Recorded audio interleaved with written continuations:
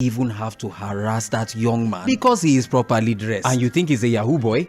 You don't even have to assault that citizen whom you have sworn an oath to protect. Yes, we understand that the pay is not good enough to take you home, that you are still wearing a uniform that you bought with your own money 5 years ago. It's no news that the government has not done enough by you. We feel your pain and we wish things could be different as we continue to call on government to wake up to their responsibilities. We want the police to be our friends, just as it is boldly stated across the various police stations nationwide. And from mainland 98.3 FM, we implore you to do better. We love you and we support you always.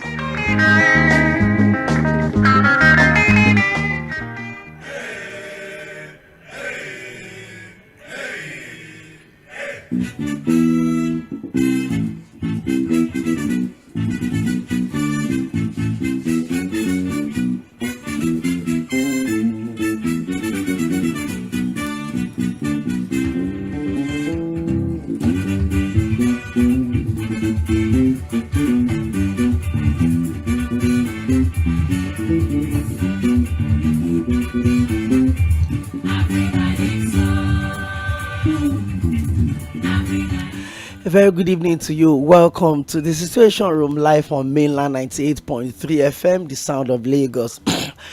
I want to believe you had a good weekend. Well, I did. In the line of this job, you've got to find a way to, keep yourself enlightened, and more importantly, have conversations around quality leadership, and this begins from the delivery of how we elect our leaders when it comes to election in this country.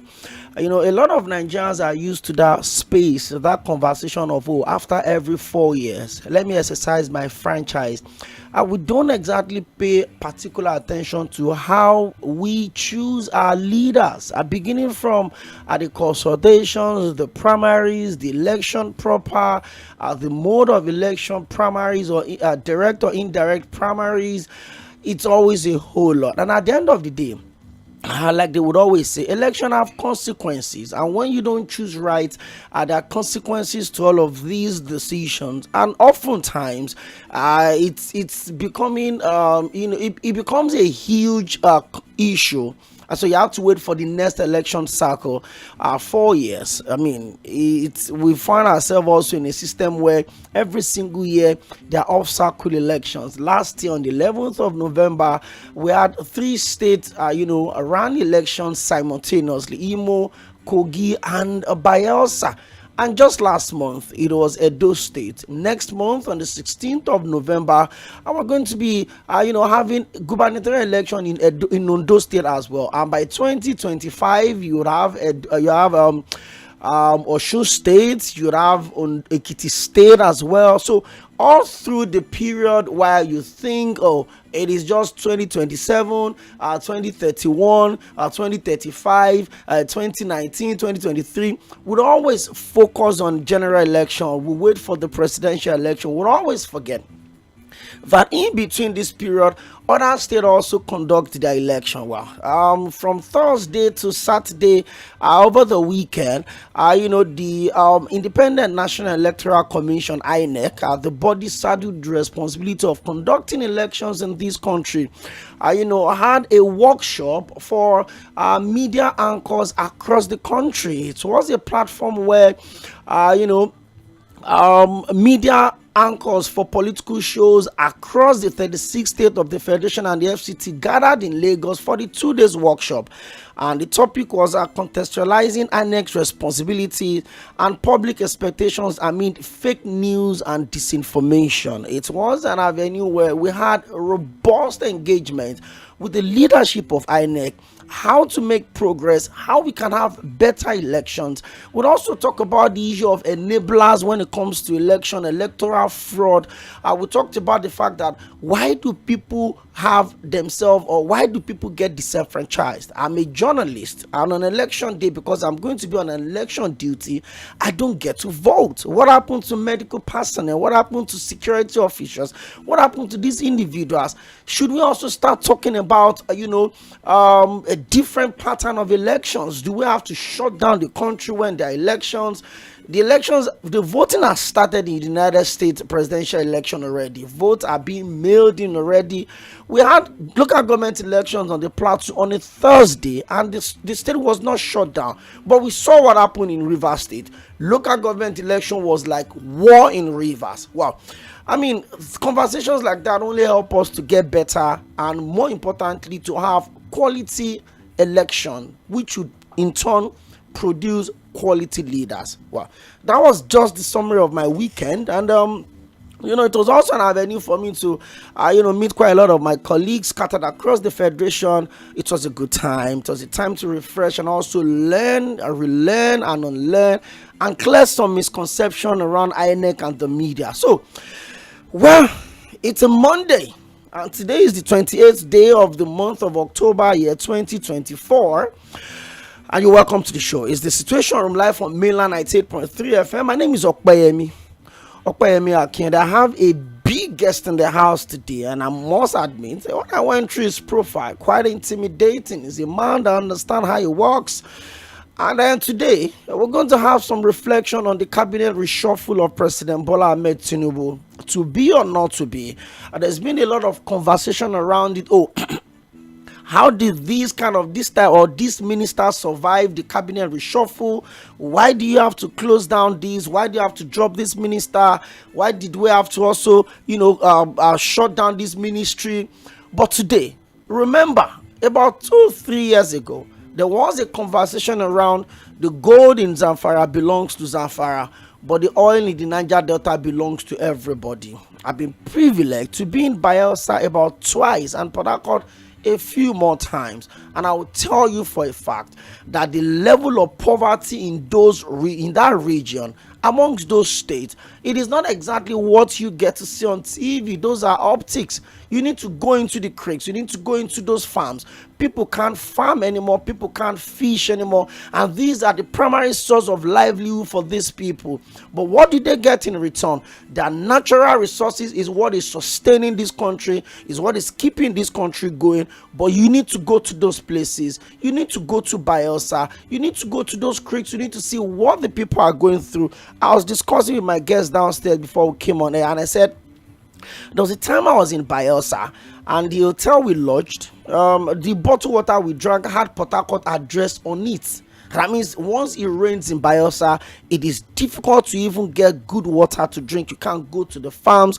So the decision of President Bola Ahmed Tinubu they said it's not scrapped, that it was redesigned on the issue of the Niger Delta Ministry will be at the front burner today. And I'll take you down memory lane. When the former late President Umaru came into office, one of the most significant decisions he made was to offer amnesty to the militants in the Niger Delta and to prevent further destruction of those facilities. Take your amnesty, return your weapons, we'll give you scholarship, we'll train you, we'll do all of that.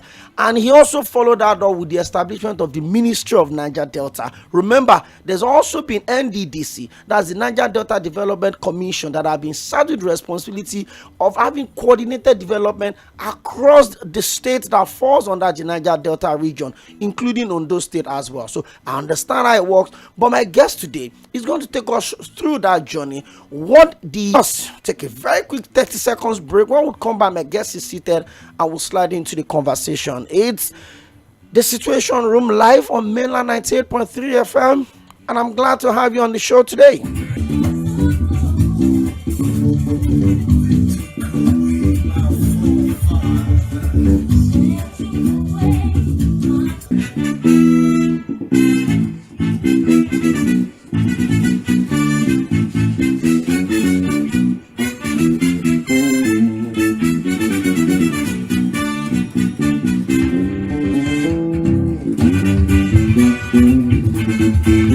My guest is here, and is Mr. Somi, who seems to have a very engaging. We're working with the best, even from as an executive director, an optimist, make comedy seminars. Good to have you join us live in the Situation Room. You're making your debut, by the way, and this is the first time you've been on this particular show. Yes, so it's my pleasure to have you join us. Oh, glad to be here. Thank you very much for having me. So let's get straight up into the conversation. When former president, late President Umaru Musa Yar'Adua came on board, the first of what he did to bring in sanity in that region, the Niger Delta region, was to offer amnesty. Return your weapons, drop your weapons, submit yourself, move away from the creeks, come out, have an interface. And those interfaces led to a lot of the militants, a lot of the guys troubling that region, submitting their weapons in return for scholarships. Some of them were sent abroad to school. Some of them had empowerment programs set up for them. And he followed that up with the establishment of the Ministry of Niger Delta.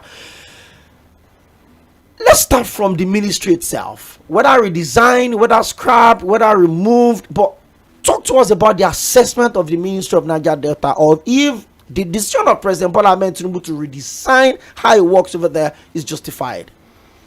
You see, to be candid, the Ministry of Niger Delta has not been performing.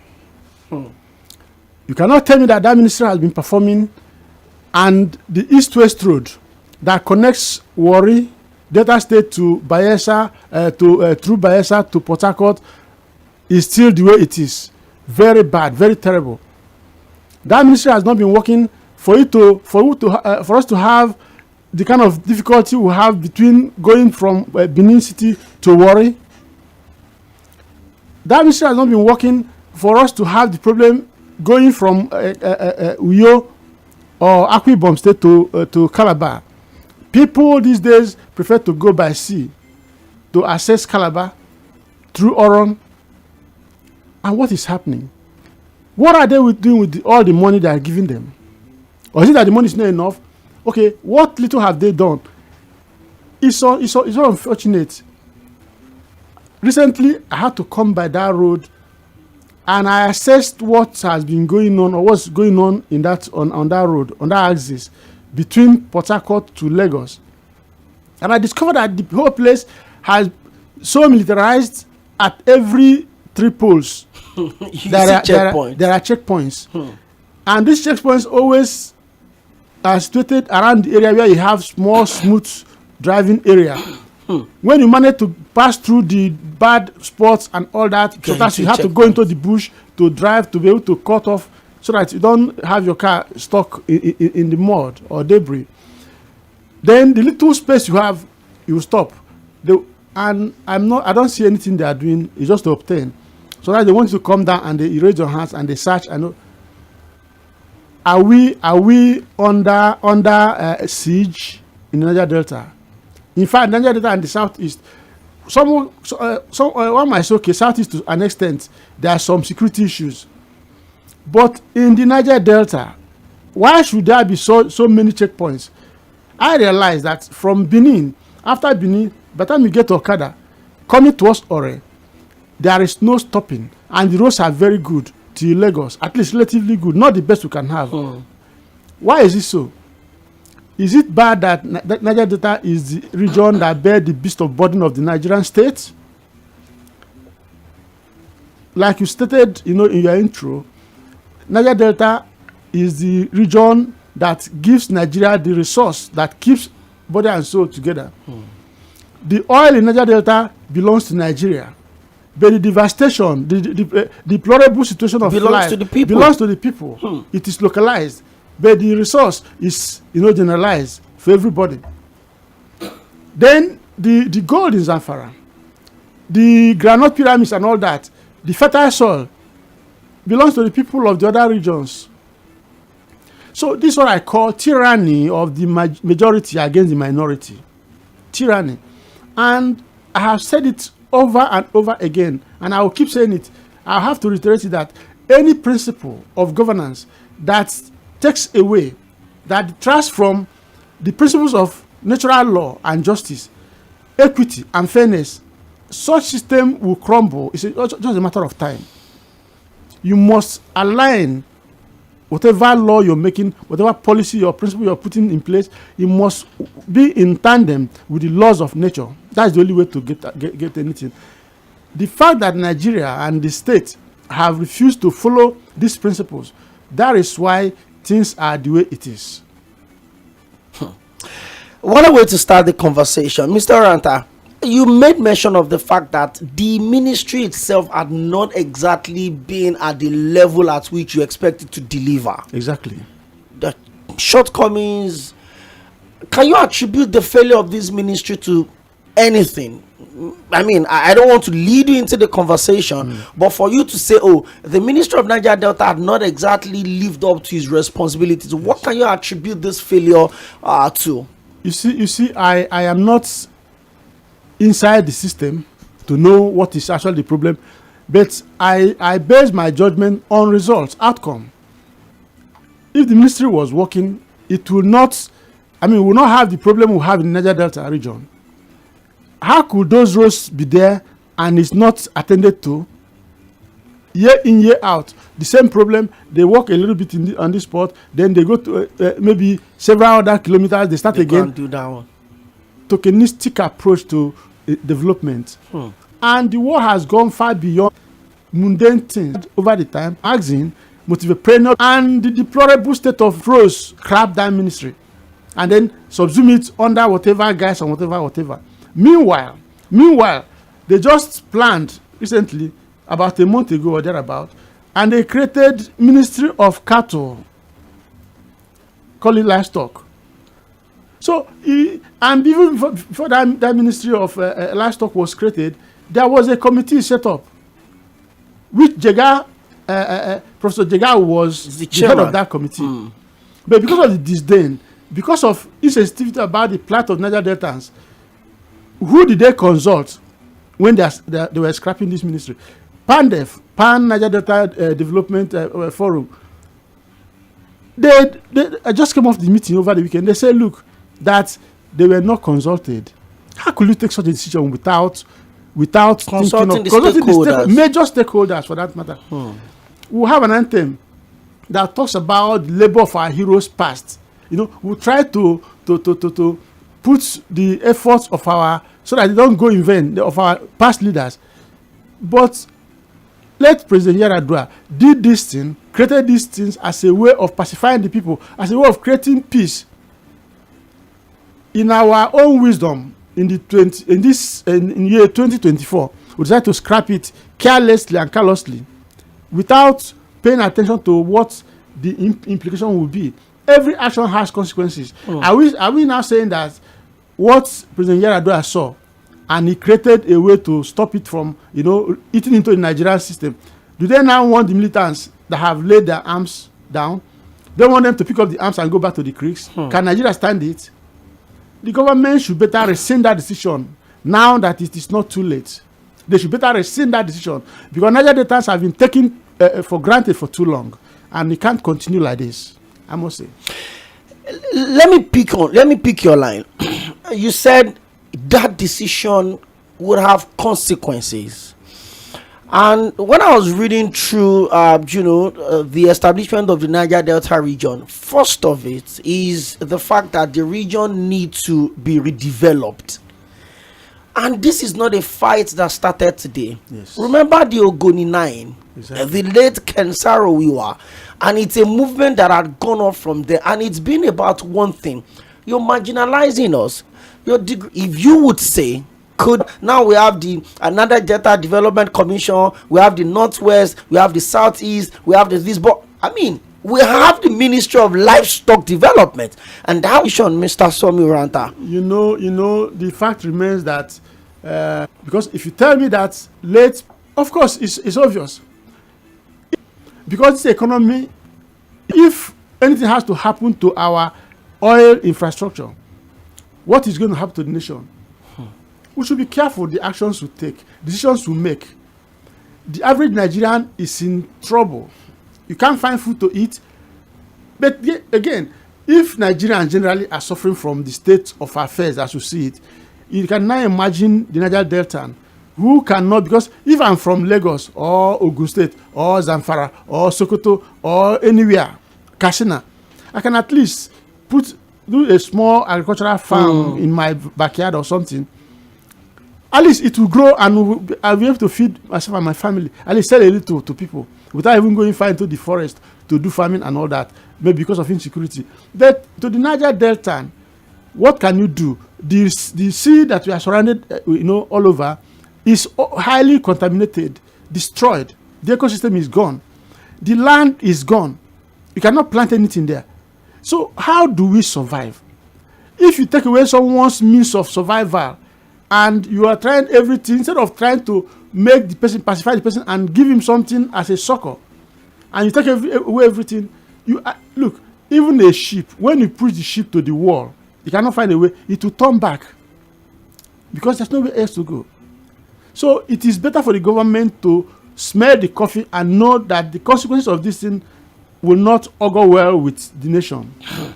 Mr. Rantan, I'm going to change the conversation a bit. Okay. And we're tweeting towards the quality of leadership in the Niger Delta region. And this begins with the governors of that region. That region had produced a president, completed the term of his former principal, that is former President Goodluck Jonathan, and he also served 4 years. He lost in 2015 when he wanted to seek re-election. That means the Niger Delta region, specifically Bayelsa, had produced a 6-year president. You've had governors over time. Now the region is producing the president of the Nigerian Senate, distinguished Senator Godswill Akpabio. You've had ministers. You've had all of that. What have these people been doing to elevate it? If you say you're a governor, is that you're governor of Bayelsa, you're governor of Cross Rivers, you're governor of River, you're governor of Delta, you're governor of Edo, or you're governor of Ondo? These are the states that forms the NDDC. What have these people been doing? If at all the government is not living up to their responsibilities at the federal level, what happens to the state governors? What happens to the lawmakers at the green chambers? What happens to the reps member at the red chambers as well? You see, as I for one, I am leading an advocacy to recall every federal lawmaker from the Niger Delta because they have failed woefully. Why will Mr. Godswill Akpabio be there as the number 3rd man in Nigeria, and this will happen, and he will not do anything? No comment. Why will all of them? He was a one-time minister of that ministry, by the way. Of course, he was the one, the famous off your mic. Yeah, when that ministry was being investigated. Yes. So you look at it. Nigerians, people don't like to. They tell you something in the morning, and but when you turn around, they are doing something else. We should learn to mean what to say and say what we mean. We just have to do that. It was Abraham Lincoln who says that, tell the nation the truth and the nation will be free. Tell the people the truth and the nation will be free. When we keep piling deceit and lies and packaging all these things, at the end of the day, we will have more problem than, because if you tell one lies, you need to tell more lies to defend the lie you've told. And then after a while, you begin to fumble and wobble. Because at the end of the day, they will see the holes in your statement, your position. How could we have all these men? We should recall them. Because they are not there. If you are representing the people, you should be able to know what the people want. You cannot tell me you are representing the people and you don't go back to them to find out. Our own representative, the senator in my zone, Barineda Mpigi, he came to Queenstown, my community, and he told us that he has about 200 million that he wants to spend half of that money to do some kind of ring road in Queenstown. And my community said, oh, what a blessing. A committee was formed to help facilitate that. Do you know, after everything, I was a member of that committee. After everything, it was just ordinary huffing and puffing, nothing till date. But the other day I saw him, on Symphony TV. He was saying, Ogoni is for Nìዄ, we are for Wike, and all that. And the Wike is talking about this man, as a super minister, like he is, he's there. He never said anything. But I'm not surprised. This is the way most Niger Deltans behave. When Amechitu was there, the same thing. Instead of Minister Wike, the FCT minister, to work on how to bring good things to the region, no. He's there fighting how to destroy the state. He's asking for local government allocation to be stopped. I don't understand why our people will be behaving this way. But I'm not holding brief for anybody. The good thing now is that we have our magazine, we have our NGO, we are working round the clock to ensure that we call them out. Every government official who has access to any vote must give account how that vote is spent. One thing I know about the governor of Rivers State today is that he's a man who is spending the money of the state for the people of Rivers State. Because when Mr. Wike was governor, I can recall vividly, when something happened in Sokoto State, he went there and he donated 500 million, Rivers money. He never consulted with anybody. Something else happened in Benue State. He went there and he donated 300 million, Rivers money, never consulted with anybody. Something, he came to visit Lagos here, and some women were doing an event. He gave them 200 million. Is it his money? But this man said, I am spending Rivers money on Rivers people. And he's showing. Our magazine went to interview people because we are doing a special edition on Rivers State. We are trying to look at what they are doing. Are they lying to us? And we interviewed the NLC chairman, Pengasan chairman in Rivers State. And we asked him, said, what happened? What is happening in the state? He told us, the NLC chairman said, look, that Rivers State workers have never enjoyed benefits as workers, especially in Christmas time. So the last time they enjoyed it was when Sir Odili was the governor of the state. Some workers have been stayed stagnated their promotion for 2-3 steps. But he told us that when this governor came, that he told them in a meeting that, look, I came from the ranks. I know your problems and I will solve it. And he went ahead to take them, if you have 2 steps behind or 1 step or 3 steps, he promoted them and paid them their money. And then he gave them Christmas bonus. The guy told me that he saw elderly people dancing and so happy for the in Christmas period. That is a man who tried to spend Rivers money on Rivers people, and he's stopping it. I'm thinking that Niger Deltans should think of serving the people. They are not serving the people. And some of us will not sit back and allow that to continue. That's why we are carrying out this campaign against the injustices that have been meted out to the people of Niger Delta. Okay, in case you're just tuning in, I've been speaking with, because I know you can feel the pulse of the conversation. He's an activist, a man, a proud Niger Deltan, by the way, Mr. Msoɪᴜ. And then we're looking at, the cabinet reshuffle of President Bola Ahmed Tinubu and the Niger Delta conundrum. I mean, remember we had a Niger Delta ministry. And just like my guest said, that region had produced some super ministers. I remember the journey of Rotimi aspired to be the president or to pick up the ticket of the ruling All Progressive Congress, but he lost the primaries. I mean, the region also produces one of the faces of this administration, as they've called him. They call him the super minister, the FCT minister himself, Barrister Wike. Remember, it's also been for the wrong reasons, his issues with movement with, and I can tell you for a fact that the quality of leadership in that axis is not encouraging at all. But Mr. Ranta, now we've identified some of these problems. The people of that region feel marginalized, and it's obvious. If what is servicing almost about the 90% of Nigerian economy is coming from my region, I should be living in luxury. Delta, there's this attitude of the Nigerian state. It didn't begin and it will not end with Niger Delta. The other day I was going to Apapa, and at Ijora trying to climb the bridge.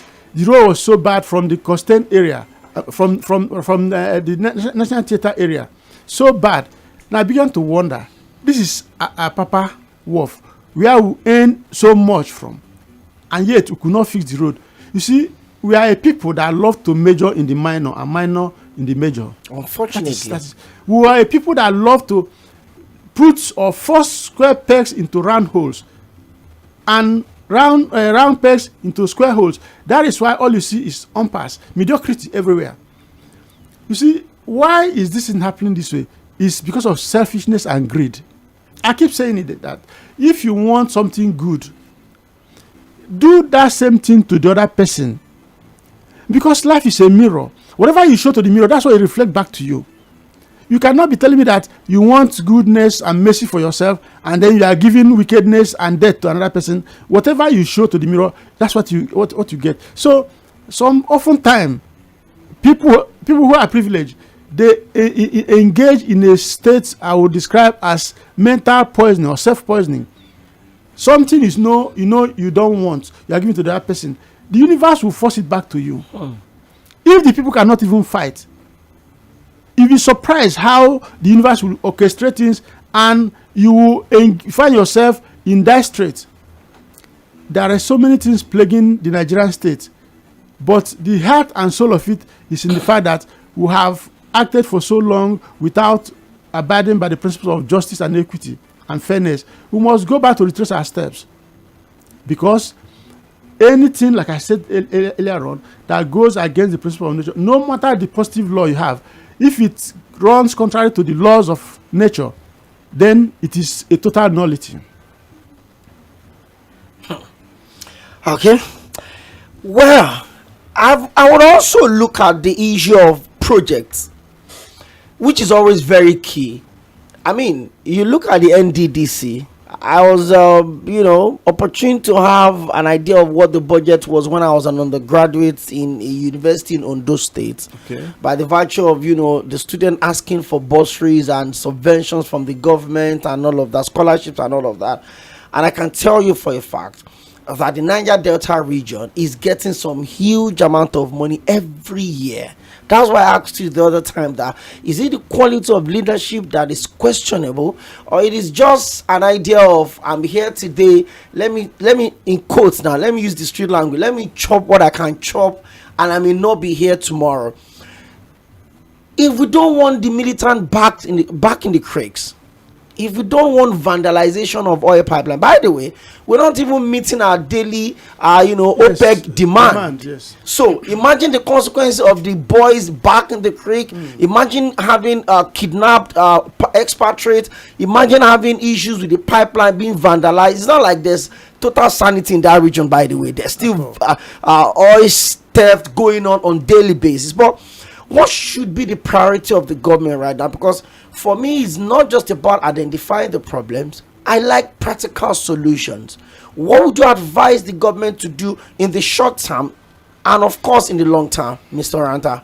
The first thing first. You see, the indices that shows that mobility of the people from point A to point B with ease. 2, they must have clothing to cover their back so that they don't go back to their Adamic state of affairs. They must have food that's affordable, and they will have shelter so that they will not live like animals in the forest. You see, they must medicines available. Number 1 is the road network across Nigeria, region that does not. How come between the south and southeast there's no rail infrastructure? How find out what he saw that made him put up that video? He said from Ibadan to Lagos, about 80 kilometers. The time it took him, and he now compared to what it would take him from that kind of distance in southeast, he could spend 5 hours to do it, and less than an hour or 1 hour 30 minutes between Ibadan and this side. And then what is the reason? No police checkpoints. 2, the roads are good, no single pothole. Why can't the entire Nigeria be fixed to the point that you will see potholes on the road? I'm not even just being so selfish about Nigeria Delta alone. With the kind of wealth Nigeria has, why should we have our road looking so bad as if we are not human beings? Are we animals? So the government should wake up to its responsibility and provide these necessities of life for people. Improve the quality of human life. Because if you debase the life of one individual, you have also debased your own humanity. We are all linked one way or the other. The air you breathe, by the time you are inhaling a fish that is in point A, another one in point B. To the fish, they may not know, they think that they are in that I am in point A and you are in point B. We are also interconnected, just like the fish in the water. So common sense should teach us that the things, whatever you do here, affect the other place. If you drop a naked wire, into the water, the fish at point A and the one at point B will die at the same time. Same thing with us here. We are interconnected. So why do we show so much wickedness to one another? and we say we are in the same country? Why will you take up the whole resources of a people and you keep it and you starve people to death? Even our own brothers, generally speaking, the whole view of life. When you think of the people, the universe will give you ideas that will change things.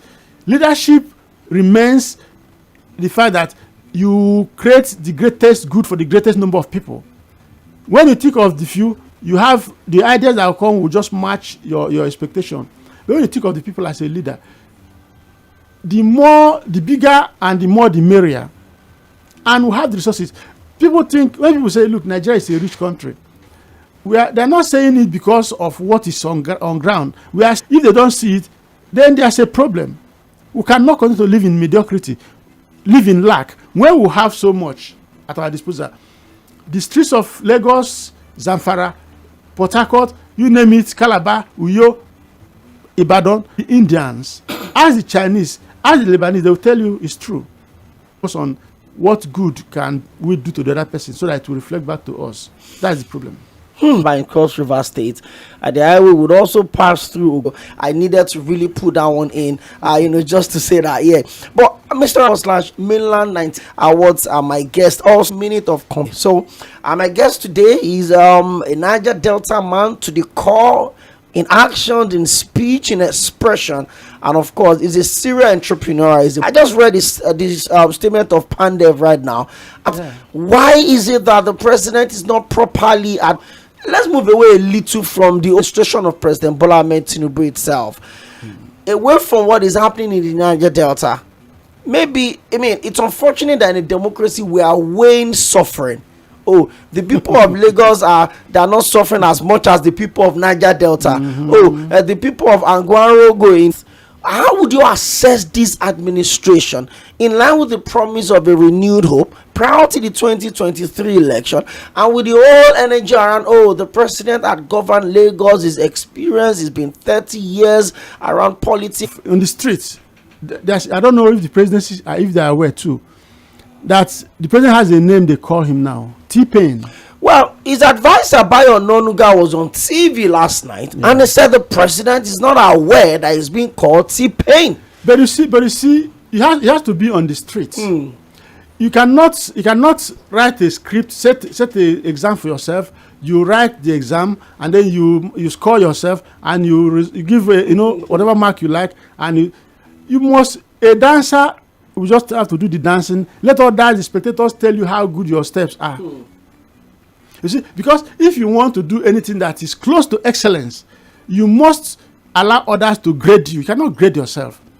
So Mr. Bayo Onanuga should listen to what people are saying, because at the end of the day, you can do all you want to say. The truth remains, you cannot change it. You should change from that attitude.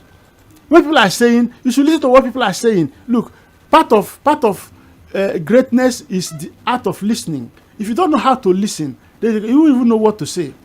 When people are giving feedback, it's more important than even what you're saying, because a great leader is not known by his level of loquaciousness, but by his ability to listen to people, and then he makes his speech, as at the last point, because at that point he would have gotten the points from every other person, and then whatever he comes up is a summary of what everybody has said. You see, in Nigeria, we would love to deceive ourselves.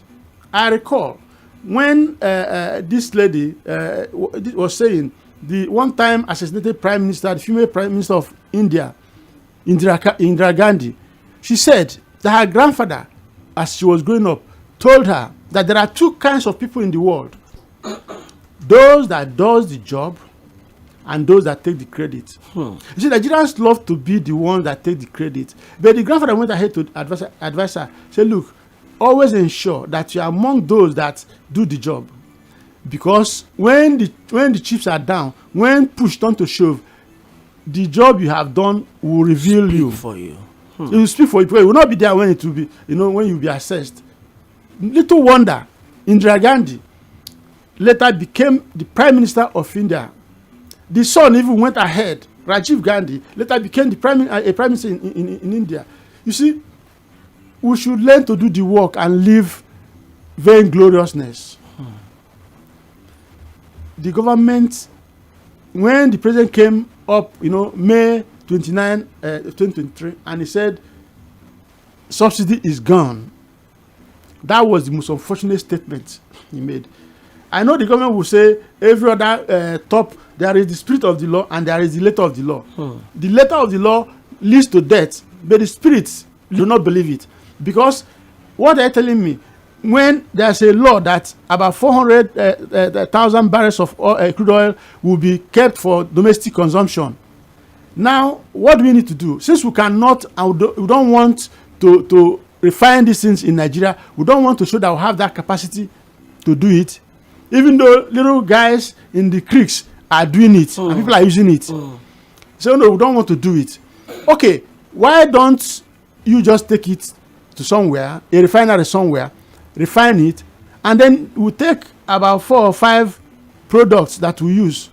The rest, crude oil has over 1,000 derivatives from it. So what happened to those things? So why are you telling me when you take those things and you go and refine it and you bring it back, why will it cost the way it's costing? And then even if you say, okay, you are doing subsidy, what about the corruption? You say, look, that this is not favoring the poor, it's only the rich, and there is fraud and all that. So what have you done about it? Why are you punishing the masses for the sins of the few who are in the bourgeois, who are the elite in that sector? So you see, we must have, God loves people, God loves humanity. If you are a leader, you must care for the people you are superintending over their affairs. Otherwise, you don't qualify to be a leader. That's why there is a dearth of leadership in Nigeria. I don't just see someone say he's a leader. I know that word has been bastardized by politicians in Nigeria. But there are very few leaders. Because a man who says he's a leader, if you are working, you must work with the people.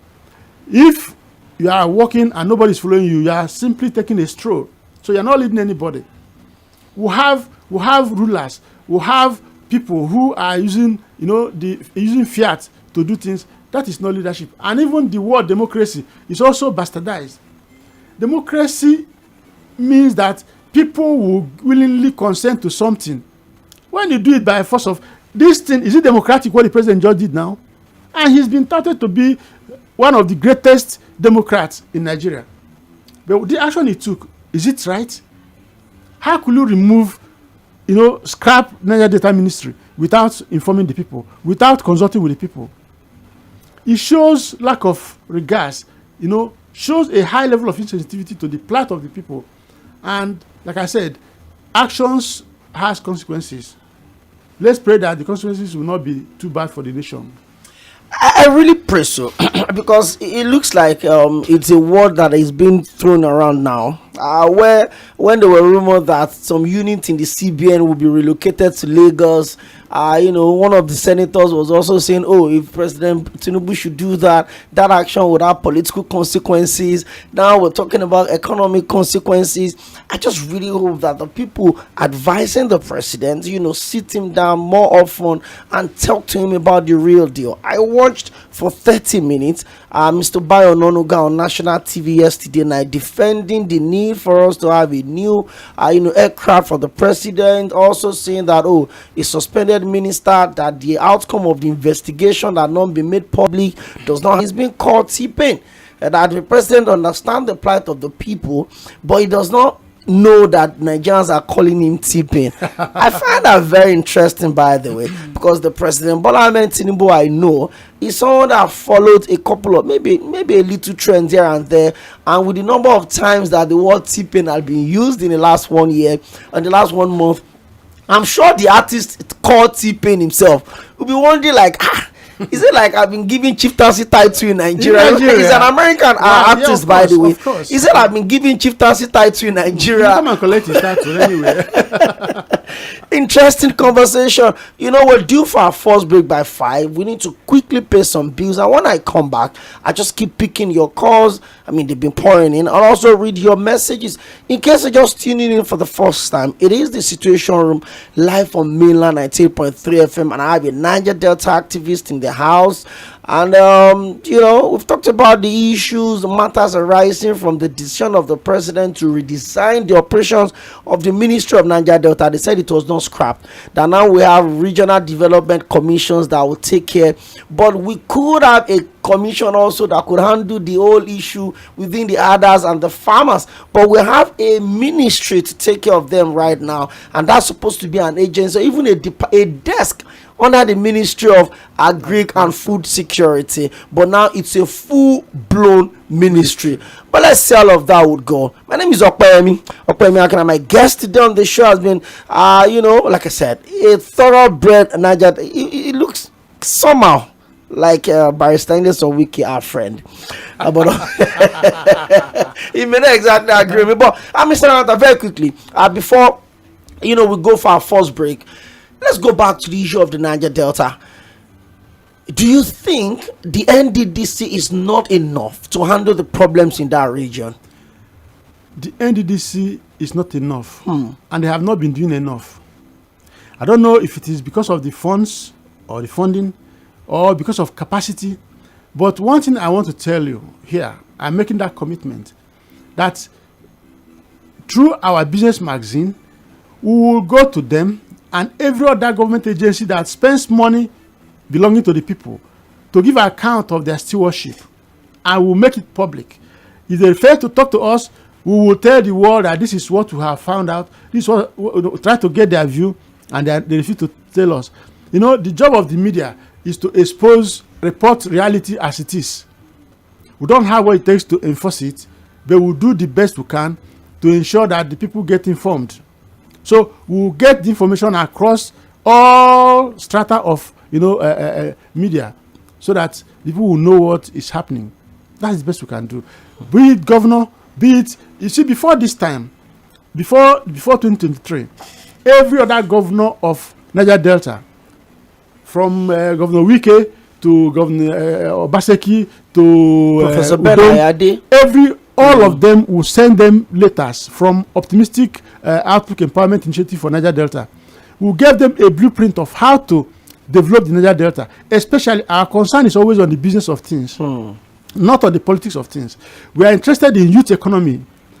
We are interested in business development, SMEs, small and medium scale enterprises, because these are the engine room of growth. This is what the economy. Yes, these are the things that will be able to keep the youth busy, because the bustling energy of the youths of Niger Delta, whose future has been arrested, they need to be channeled. Those energies need to be channeled to positive ends, because we know that if we fail to channel those energies to positive ends, it will lead to consequences again. We're back here. Consequences again. So we must be careful. And we must be very careful. Absolutely careful. And sometimes I look at the pattern of our election in the country, and sometimes when people say, oh, it's just the election, I'm not interested, I was looking at the figures of INEC over the weekend during the workshop, and I was looking at the voting, at the fact that we had almost 100 million registered voters, the number of people that came out. And my friend Kunle Lawal was sharing something with me very earlier today, and he said, in the observation around all of the states that have had local government election, that there's no states that have conducted local government election this year that have had 15% involvement in local government. People are not even interested in local government, despite the the balls that came with the Supreme Court judgment affirming local government autonomy.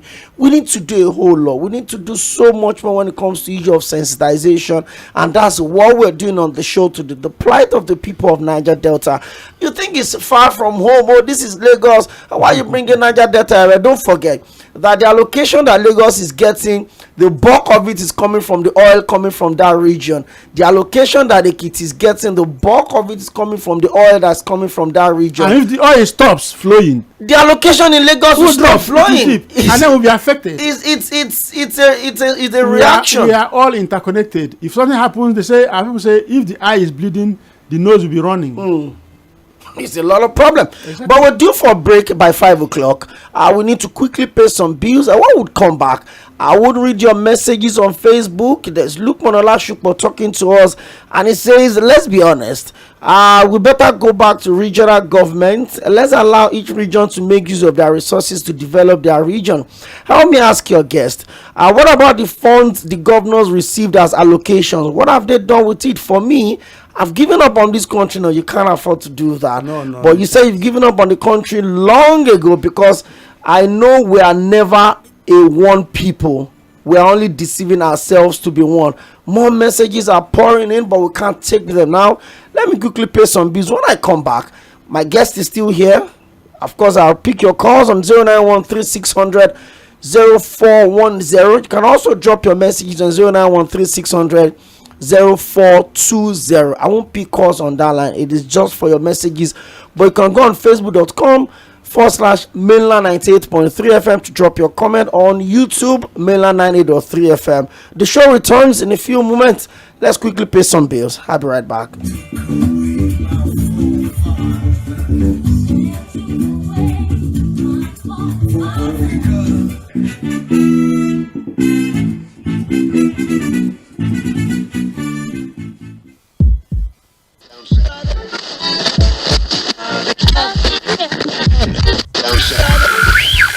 You're listening to Mainland 98.3 FM. The sound of Lagos.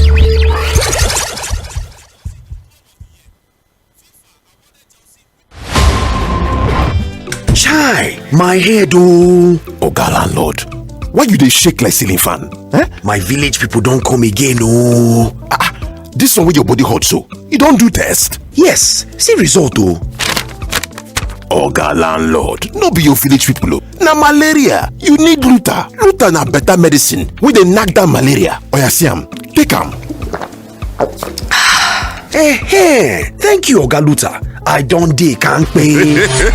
Luta, brand of Artemata and Lumefantrine, is another quality product from Hovid, marketed by Pharmatex Nigeria Limited. If symptoms persist after 3 days, see your doctor.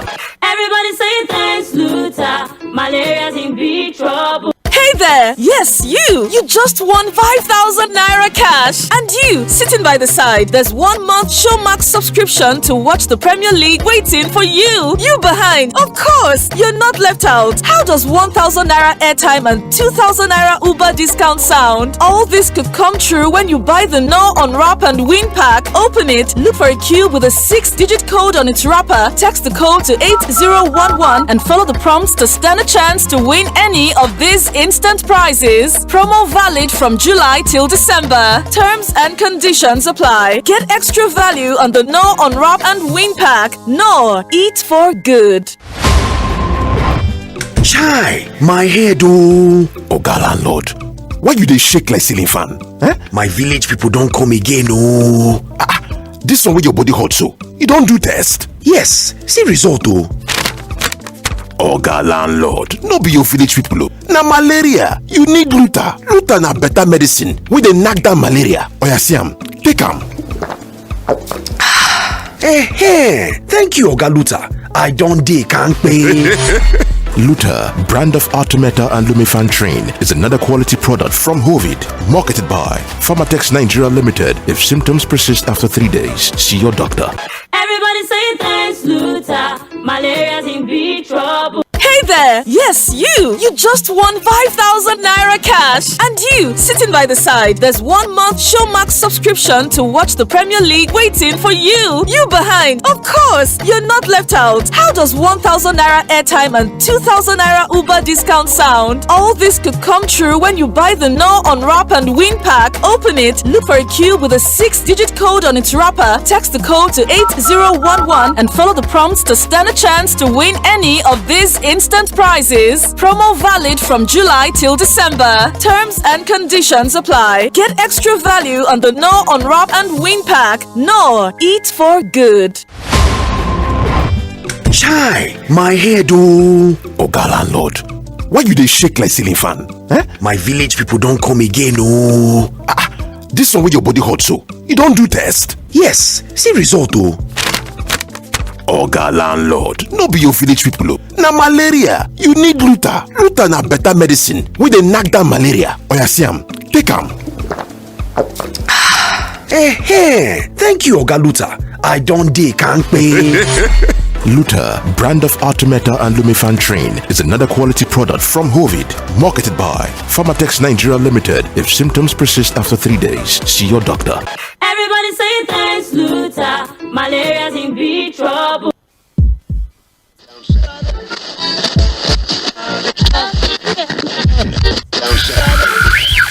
You're listening to Mainland 98.3 FM. The sound of Lagos.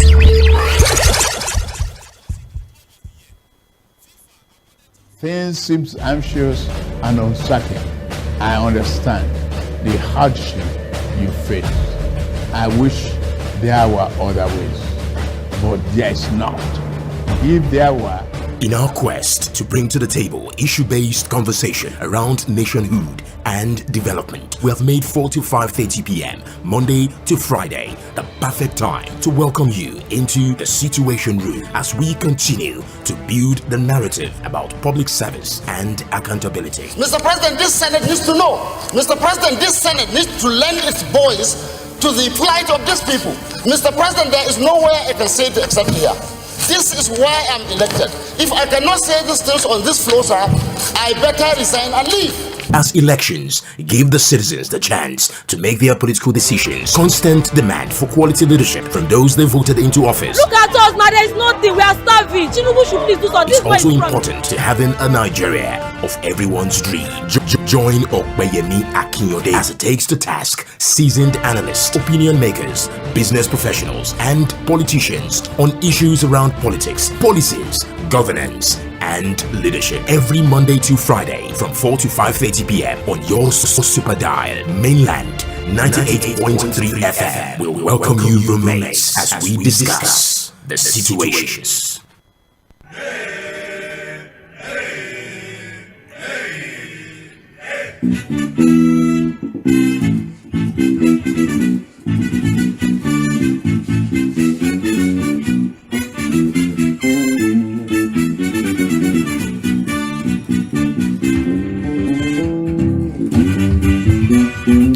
Welcome back. Now we're on the home stretch, and in case you're just joining us, let me admit you've missed, but you can actually go on our social media platforms, Facebook and YouTube, and watch the program again. And I've been speaking with Mr. Somi Ranta, and I will look at the consequences according to what he said, or let me put it this way, the fallout or the conundrum surrounding the decision of President Bola Ahmed Tinubu with the cabinet reshuffle to redesign the operation of the Ministry of Niger Delta. They said it was not scrapped.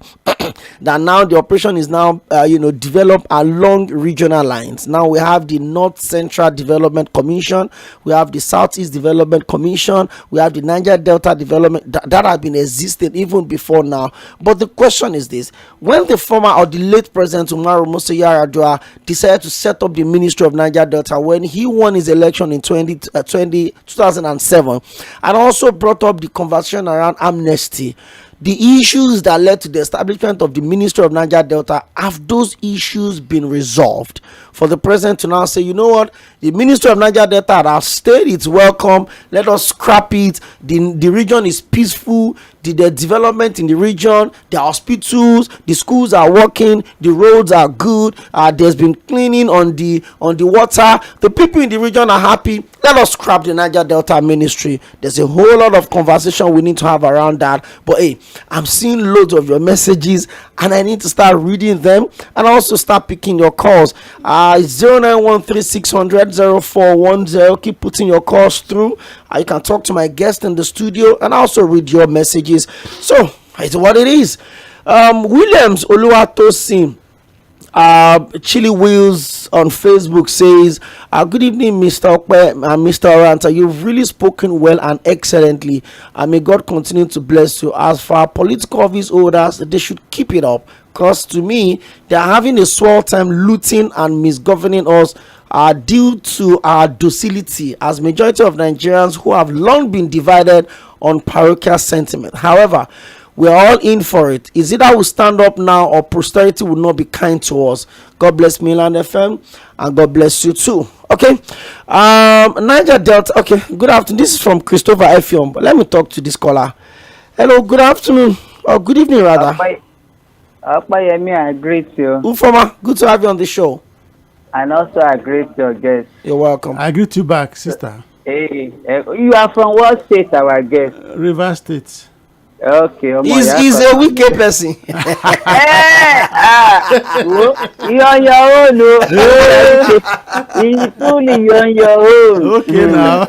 I hear you. True. That's why you are a wicked member. You're on your home because wicked are focused. So apart from the wicked aspect, do you know that there is nothing in Niger Delta?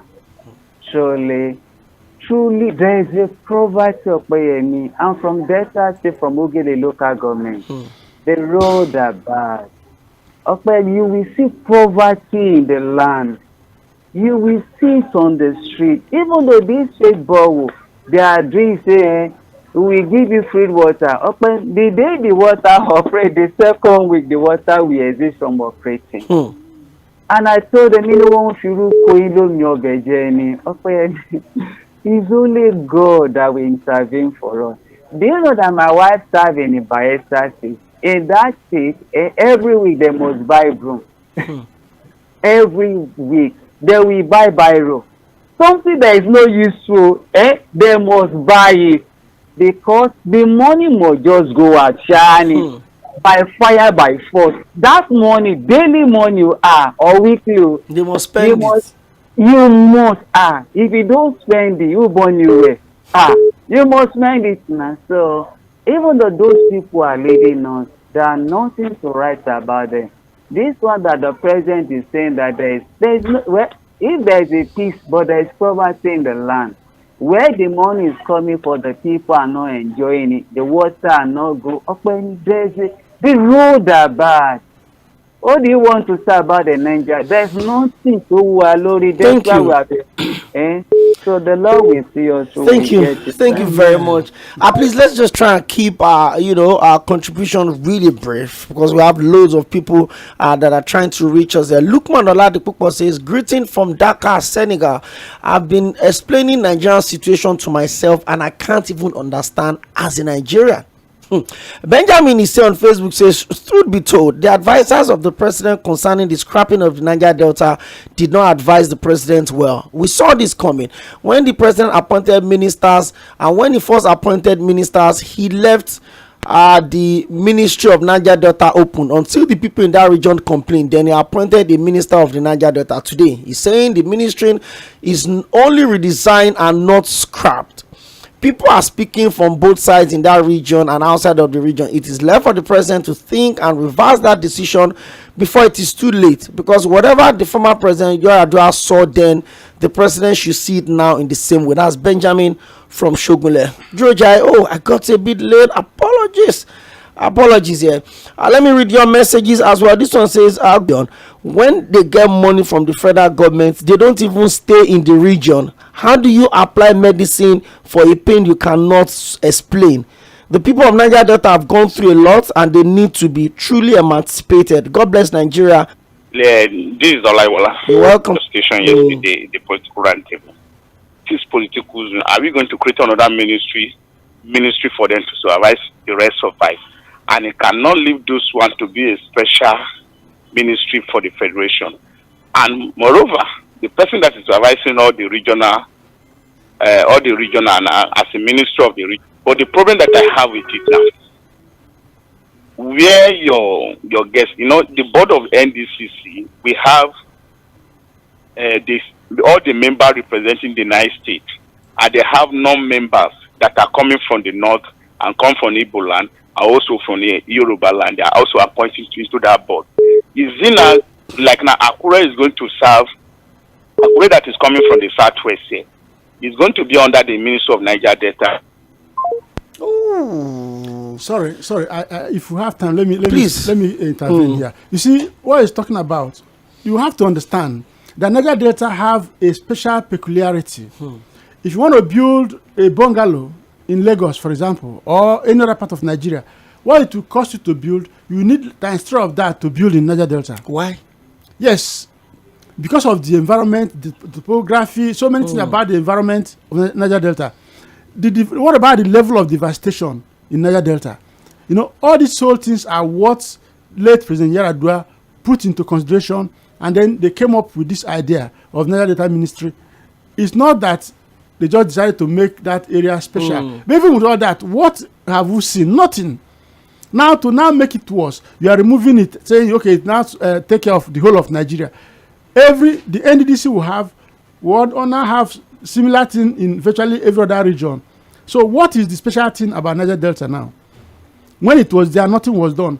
Talk less of when it's now a general thing. So that means we are bounded to the Philistines. There could be consequences. We're back again on the issue of consequences. Let me quickly read some of your messages. This one says, to be honest, okay, I think I took that one already. The Niger Delta problem is all about corruption. If the corruption could be killed in Nigeria, then would have been in the right place. Other countries would love to come and invest. All the leaders in the Niger Delta, both the past and present, have failed the people of that region. God bless you and God bless Nigeria. That's Christopher F. Young. Let me pick your calls. Hello, good evening. Welcome to Mainland FM. Good evening. You're welcome. Yeah, can you hear me? Yeah, very clearly. Good. My name is Malam Salah and I'm calling from Alagbado. You're welcome, Malam Salah. Thank you for joining us today. Thank you. Okay. You have spoken very well anyway. Spoke clergy. But do you know what? Why I disagree with him? Nigeria as a nation, so kind to people of Niger Delta. Yes. It's so kind to Niger Delta. Because why? Oil was discovered in 1957. If you look at it critically, every part of the Nigeria is a shareholder of that, in that business. In that region, because you are money, cocoa, timber, coal, and whatever, and groundnut and cotton. Oil was used to search for that oil. But outside that, Yar'Adua created the Minister of Niger Delta. You, okay, as a Yoruba man, me as a Hausa man, I can't be a minister of that region. All the ministers came from that particular region. The idea is that the people that know about the region are supposed to fix the region. As I'm talking to you, during the Buhari, I think there was a forensic audit of that Niger Delta Development Commission. Over 20 trillion was committed to that particular region. And you have forgotten that, the Niger Delta as a region, about 50 to 60% of that region is water. So the development is very slim, very easy. As I'm talking to you, sir, Bayelsa is the smallest state in just Nigeria. 8 local governments. Just 8 local governments. That the money that Bayelsa is getting every month is more than the entire northeast. Entire state of northeast is not getting what Bayelsa as the 8 local government is getting. And all 30% oil reservation, even oil companies are their own best. Edwin Plagba is talking this. Why is he? He's studying in Abuja. You understand? So you can't blame Nigeria. Okay, can you tell me the legacy project of Goodluck Jonathan? Jonathan is from Bayelsa. He's the Niger Delta to the core. He's for about 5 to 6 years as the president of this country. What is it? Can you tell me? Can you just tell us his legacy project? Is there anything more than that? Thank you, Madam Salah. So for you to say that people are noticing and they develop, and at the same time, in conclusion, sir, from 1999 to 2003, the entire Niger Delta and Southeast was a PDP state. Madam Salah, I would have to take you out because there's so much, a lot of people are waiting to talk to us on the show today, buddy. I appreciate your contribution. Hello, good evening. Welcome to the show. Yeah, good evening. You're welcome. Yes, my name is Big Ben. Okay, Big Ben, where are you calling from? Well, I'm calling from Amodofin. Okay. Yeah. What people are talking about is Niger Delta. Niger Delta is a place that I came from. And if I should tell you, there is no good development there. And that is where the oil, everything are coming from that fits this nation. But now, Tinubu have, I don't know whether it's grabbed the Niger Delta or whether he now include other regions. But what is there is that, if I should tell you, of recent, I went to Niger Delta, that is to Bayelsa State. So I said, that place there is no light. More than 6 months now, so in Bayelsa State, no single light. up till now, if I'm lying, they can call and then confirm it. There is no blink. And the governor himself were promising that he will fix the light of it. Now we said, okay, fix even gas turbine. He said it will take time. These are something that when this former governor, Aladesia, did just in a year, he fixed light and there were lights in Bayelsa State. There is no light. And now Tinubu has become the president of the state and he wants to now look into Niger Delta. What he has to do, let him even say, this is light he can fix for us. And there is a road, the road that leads from this thing. Worry to River State. Even from Benin to River State. Yes. There is no road there. If you get to this thing, Ilogo, you will see trailers parked. Before you get to even to Worry Set, you will spend, sometimes you even sleep on the way. So I just don't see any development in that Niger Delta. And now, as Tinubu has now scrapped it, and even the militants too, they are not helping matters. Because now they give them oil contracts. Those people are now the one now oppressing we, the Niger Delta people. Thank you. When they pay them now, they live large.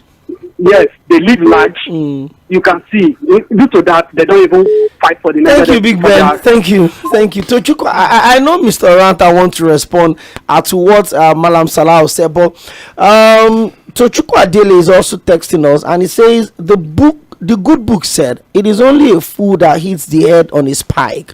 President Tinubu has stirred the honest nest in the scrapping of the Niger Delta ministry. The ministry is different from all other developmental ministry. The Niger Delta is part of the peace truce agreement brokered to assure the economic freedom struggle in the region. As at that time, that was one of the establishing policy of that region under late Umaru Musa Yar'Adua. He further goes on to say that President Tinubu has exhibited jealousy and him and his people thinking that the region is blessed too much by the invincible force. He may, in addition to the economic hardship his policies have told on the people, it have to grapple with dwindling oil production and revenue in the remaining part of this first and only 4 years. And that is coming from Tochukwu Adele. Ooh, really pressed for time, but I also want to take a lot of your messages. This one says, I'm from the Niger Delta, Edo State to be precise. Chris in Walem. The situation in the Niger Delta is appalling, and I keep wondering why the NDDC has not been able to fix the dilapidated infrastructures in the region. The main issue has to be corruption and selfishness. So much money has been pumped into that region. As much as I agreed that there's a whole lot more that should be done to develop the region, the Niger Delta will have been a better place with the humongous sum of money already pumped into that region if it was judiciously used. Olugbenga Michael Adisa says, let me ask your guest, the impact of the Ministry of Niger Delta on the Niger Delta people since it was set up. William says, loads. Hello, good evening. Hello. Welcome to Mainland FM. Yeah, thank you very much, Mr. Hello. My name is Malam Bello, ma'am. I am calling you currently from Orile. Okay, you're welcome, Malam Bello. Please just be quick with your contribution. Thank you very much. God bless you. You see, if we are talking about the Niger Delta development and what have you, the Niger Delta since former President Umaru Musa Yar'Adua created that ministry. I believe federal government has been allocated funds to them, and if you ask what happened to the fund that has been allocated to them, nobody from that region can give account of that money. It is very important as the president scrapped the name of that Niger Delta ministry, because the ministry, nobody can tell me that money has not been allocated to them. But what happened to that money? And that money was mainly for the development of that region. So what happened to the money? So what the president has done the need to, and I believe by the grace of God, they will do the need to. Thank you very much, and God bless you. Thank you very much. Let me also quickly read some of your messages. This one says, okay, Temitope Onotoye from Ijagemon. It says, in my own view, I don't think there's any need for the establishment of the ministry for development region, because it should be the function of the state governors covering those regions. If I may ask, are the oil producing state not collecting derivation revenue? What are they using this huge allocation for Niger Delta for? It all boils down to corruption. God bless Nigeria. Mr. Anta, we're pressed for time. We have just a few minutes to sign up, but the core of the messages here, I've had two line out. First is issue of corruption and selfishness. How bad has this affected development in that region? I'm not going to sit down here and hold brief for the leaders or rulers of the Niger Delta. But there's corruption in Nigeria. Are there not? Yet, Lagos got developed by the federal government of Nigeria. There is huge corruption in Nigeria. Yet, Abuja got developed. So how come the federal government, if they want to genuinely develop Niger Delta, why would they put the money in the hands of people they will go and collect it from again? Just like Nigerian governments will go and borrow money from foreign organizations, they bring it in the day, and at night they remove it again, loot it, and send it back to them. So that's what they are doing to Niger Deltans. If they want to help the people, they want to develop the place, they know what to do. Lagos got developed in spite of corruption, huge corruption. Abuja got developed in spite of huge corruption. So Niger Delta cannot be different. I am not holding before the rulers who are presiding over our affairs, who have failed to do what they ought to do, and I'm calling them out, especially those who are in power today. All our reps, senators, House of Rep members, we are going to sponsor this motion among the people. We are going to recall them back. They are not representing us but themselves, which is quite unfortunate. Let me talk to Mr. Gege Joshua. You're welcome to the show. Good evening. Good evening. Yeah, I salute you. This is Gege Joshua. You're welcome. See, if we should be very careful in this country. This is the reason why I heard some people saying in the morning, why are they borrowing money and building coastal roads? See, Prof, I would have loved to invite you to the Niger Delta. I'm from Niger Delta, both left and right. You understand? I was born in the creek. You understand? So I understand those. See, before now, when I offend my dad or my mom sometimes, if my grandma is not at home to help me beg them, I will run away. I will go under the bridge. I will use ordinary net or ordinary finger or basket to catch a lot of fish just for me to eat and live till grandma returns in the evening. You understand? See, go to the Niger Delta now and see what is happening. We are the ones feeding Nigeria. See, the only thing boosting our naira or trying to make us survive, the only.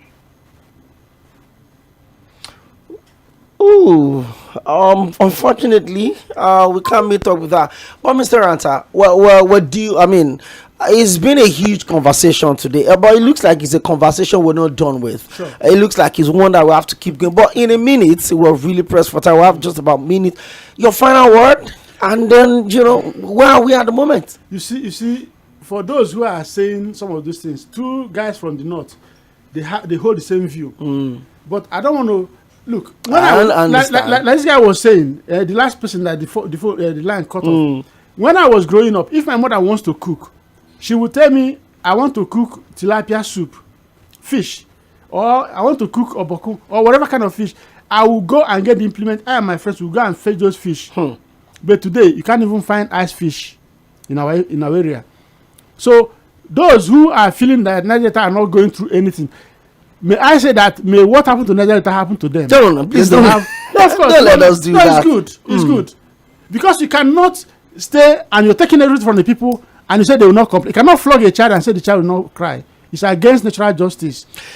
Thank you very much, Mr. Sami Ranta, for being my guest on the show. As an activist, an author, serial entrepreneur, and motivational speaker. He's got a deep passion for having a better quality of life for the people of his region, Niger Delta. He's a River State man, by the way. So when I said he's wicked person, you know what I'm talking about. Thank you so much for being my guest on the show today. The notice was short, but you also agreed to be on the show. We've talked about the cabinet reshuffle and the conundrum that had followed the Ministry of Niger Delta by President Bola Ahmed. We'll keep the conversation going, and don't forget to follow us live on all our social media platforms.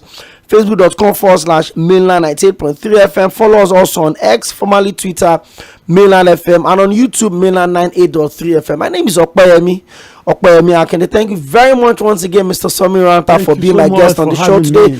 And by 5:30 is going to be the news, and by 6 o'clock I would come back for Sports Cruise, the Monday edition, live on Mainland 98.3 FM. The Ballon d'Or is having a new twist. Is it going to be Vinicius Jr. or is it going to be Rodri? Time will tell. Stay with us. By 6 o'clock, Sports Cruise returns and I would come back. Enjoy the rest of your evening. The news comes up in a few seconds. Bye for now.